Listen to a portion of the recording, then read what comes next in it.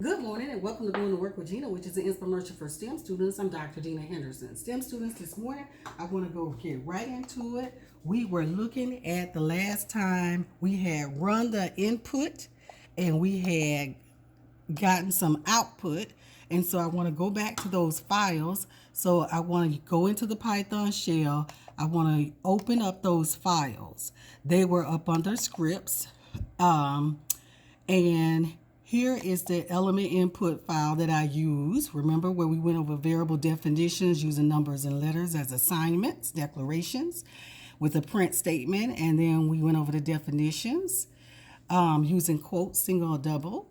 And then we printed what those definitions would be. And then we talked about the string, and we talked about the difference between a string is just being regular text versus you declaring it as numbers by using some built-in math functions like integer and float. Okay, so we ran this information. Sorry, we ran it, and we came out with the results. Here, let's take this. I can't get the file. Okay, so now those are the results for it. Okay, so as you can see, it said print A plus B right here, and it did print a 5. We asked it to print C, and it print what C was, which was Carolyn. We asked it to print D, and it print likes dogs. Okay, then we asked it to print let's see, let me move back over. Let's see if I can get it moved over. Excuse me. Never mind, it's too much time. Okay, then I asked it to print C plus D, and it says Carolyn likes dogs.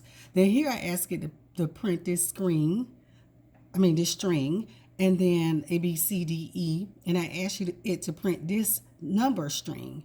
But if I know that's numbers, but if I really want the system to use it as a number, I have to use some built-in functions, which are like integer and float. And that way, like you can see here on the float, it actually put a decimal there so you can really know that it's a number, right? Okay, so this is the output. This is when we did the run module, and this became the output for that, for element input. Okay, so now we talked about the input, so now we want to go into the output.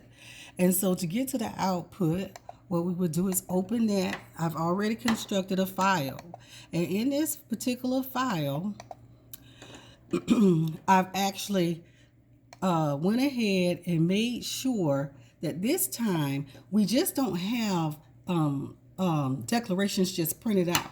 We want to be able to look at an output file and still know what our variables were actually initially. Okay, so that's where I went back, declare A, B, and 3. But this time I use a string to say that I actually want the answer to say A, when it does a print statement, to say A equals 3. And I want it to print out B equals 2. And I want it to print out, instead of a regular 5, I want it to print out A plus B equals 5. Okay, and then there is something here that's different here. It's called the eliminator. I can eliminate the separation that you see between values by assigning an arbitrary string called separator. And so here, when I say print A and B, it leaves a space between A and B. Now, if I want to eliminate that space, all I have to do is separate everything by commas and use this key sep equals double quotation without any space between it. And what it does is it takes the space out between A and B. Okay, and see, and if I want to put into that space the greater than symbol, saying that A is greater than B, I can also do that. So let me go ahead and we're going to run this particular module. And as you can see here, now we got our output to correspond with this. So here you see A equals 3 off of this print statement. You see B equals 2 off of this print statement. Then you see A plus B equals 5. Now, when you get down to the separator, you see A comma B, right? in quotations. So here you see A space B. If I want that space taken out, that's why I use the eliminator, which is called separator, and I don't put a space in between the double quotations, and it takes that space out. But I could also do something different too. I can put a command in there, like the greater than symbol, and it'll also print out A is greater than B. Okay, so this is the run module. This is the run module for the output file.